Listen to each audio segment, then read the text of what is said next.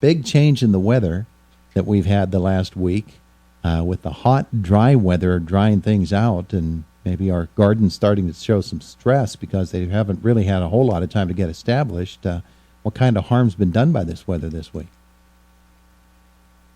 Time will tell, won't it? Yeah, I guess so.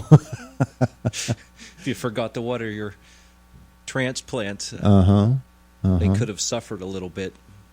Yeah. But yeah, and sometimes that will happen. It gets too dry, too hot, too quick. And if you can't get out there and water, then you can end up, especially on smaller transplants or seedlings that are coming up, that can stunt them, and they'll never quite perform the way they should. But so you lose some plants, but it's early in the season, so yes, you could replant if needed. Yes, right. Definitely. Let's get to this caller. Good morning. Good morning.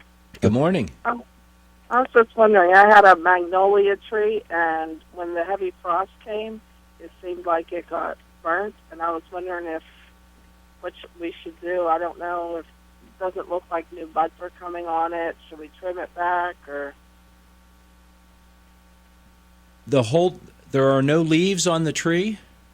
At the bottom there are. At the top of it, probably about 2/3 of the top was frosted. Okay. I would leave it alone for now. Okay. Now what you could do is, if you can reach, check some of those branches and just make sure that they're still alive, especially on the smaller growth out towards the tip of the branches.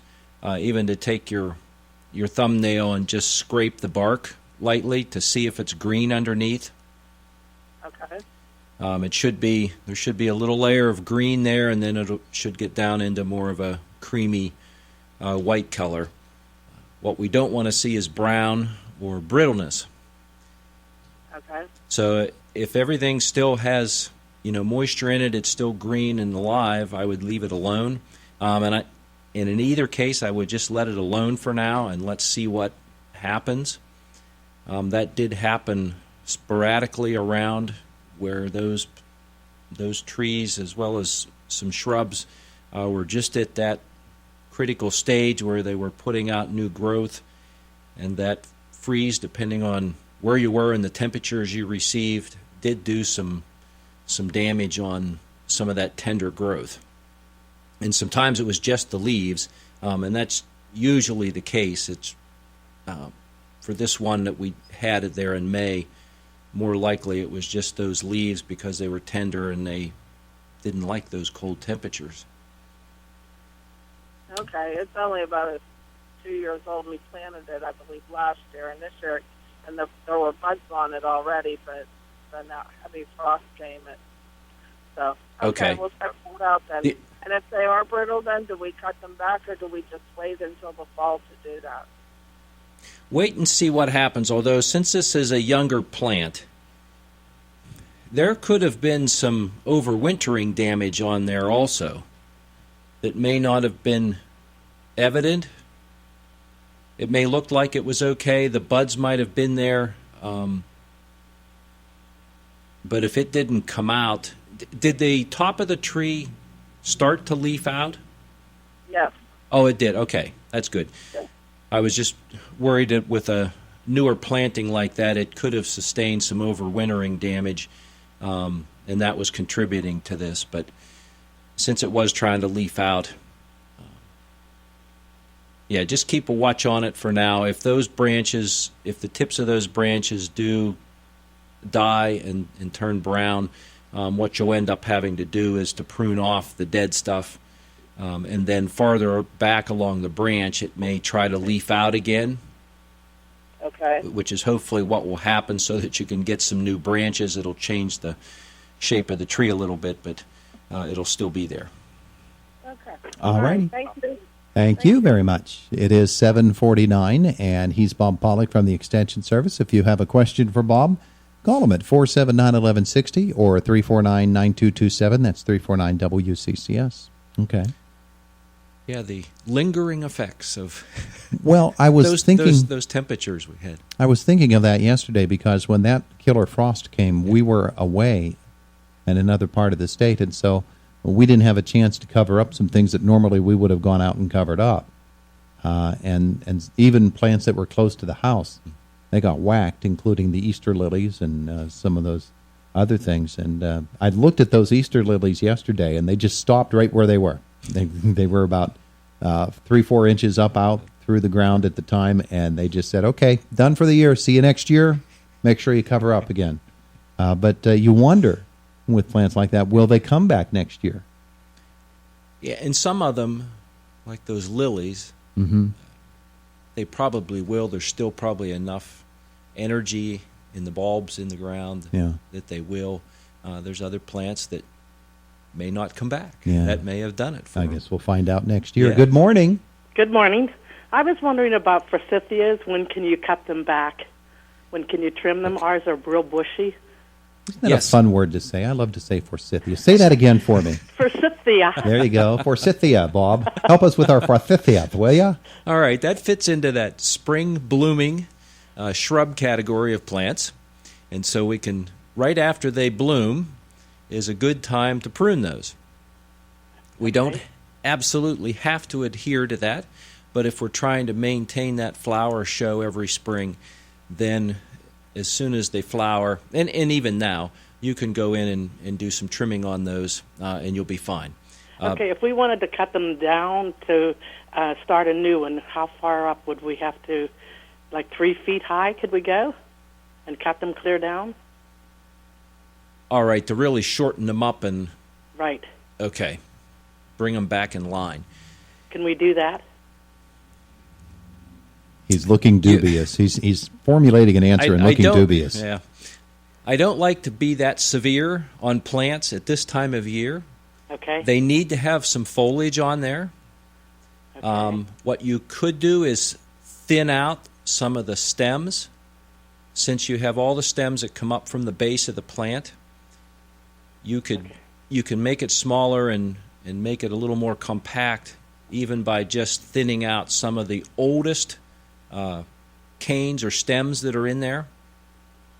Okay. Is that because you'll have some varying age of stems in there? Long time. Yeah, so they've been there a long time. So you could take 2 or 3 of the oldest stems out and prune them down to the ground. That will shorten the height, and then pick a few around the edges that are maybe branching out that are making it also bushy, and take those off. I would probably limit my pruning to that right now, so that we don't too severely impact the plant. We don't want to just essentially what you're trying to do is rejuvenate that plant. Correct. We like to do that when the plant is dormant, because that's when we can go in, we can cut that back. It has the least effect on the health of the plant if we time it at that point in time. During the growing season, plants need leaves on there to generate food and energy for the plant. And if we're too severely prune it, then we're going to affect the health of that plant. Okay, but we could trim it back now. But yes, you can. Yeah, often, a lot of times people will have forsythia as a hedge, and so they will do some trimming on it. But still, you're maintaining foliage in there. The other thing that can happen is, nice and cloudy today, but on a hot sunny day like we've had the last several days, removing too much foliage, you can end up getting some sunburn in there on some of the foliage that wasn't exposed fully to the sun, all the time, and is shaded some. So we can cause some damage that way too. But just try to thin it out, open it up a little bit, and then when we get into the dormant season, when all the leaves are off the plant in late winter, then you can go in, cut it back to that height that you want it, and then also you can thin a few of the canes out, the oldest canes out, and you should be good to go. Okay, thank you. You're welcome. Thank you. Should she expect, as you told a caller last week about a different plant, should she expect that after she does something like that late in the season, in the dormant season, and you trim it back severely, to have a season or a year where you don't get the plumage that you normally are used to, and then it'll come back the year after? That's right. Okay. Yeah. And, lilacs would be the same way. We lilacs. Talked about rhododendrons last week. So let's try to fit this other caller in here this morning. Good morning. Good morning. How you gentlemen doing this fine morning? Very well. We're good. And you? Hey, good. I just pulled a lot of more weeds in the garden. Yay, they are doing well, aren't they? Oh, yes, yes. Now, my question is, my cucumbers. I got nice cucumbers on and everything, but some of the bottom leaves are turning white. So I was wondering, is it powdery mildew? And would it be okay just to trim those few leaves off, or are cucumbers too delicate to cut leaves back? So if it looks powdery, yeah, if those leaves are turning white because there seems to be a powdery growth on them, that most likely is powdery mildew. Is it okay to cut the leaves off? Those are going to, since they're turning, you can cut a few of those off to get the worst of that powdery mildew off of there for now. I wouldn't go excessively on that, but some of those leaves that get that are going to decline anyhow. Right, I thought maybe it would stop it, Well, it'll at least get rid of some of that inoculum that's on there. There's probably more lingering around, and usually that'll start as some individual little white spots on there first, and then those will collate together where you can have the whole leaf surface covered. Now, is copper sulfate work on that, or should I use Daconil? Yes, the coppers will help with that. Not as much the Daconil. Okay, now, it tells you stuff on the bottle about how soon it's okay to eat after Daconil, but how long, what would you prefer? If I spray it, my cucumbers are ready in a couple of days to eat. Is it safe to eat them, or should I wait a longer period of time? Go by the label of the product that you're using. It will have on there if there's any days to harvest listed, and some are 0, and some might be 1, and some might be 5, and it varies by crop. So you would need to look at the label and go down to where it has cucumbers and the rate that you would use, and that's usually also then where it lists whether there's any limitations, how long you have to wait after you apply until you can harvest. Okay, one last question.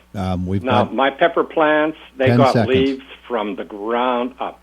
Can you prune the leaves back near the ground on the peppers? I've never done it before. Yeah, I would let them alone. Okay. They don't need to be pruned up. If you've got a nice healthy crop there and leaves on there, leave them alone. And we're out of time. Thank you so much. It's Okay, Indiana thank in the you. Morning, AM 1160 WCCS 101.1 FM.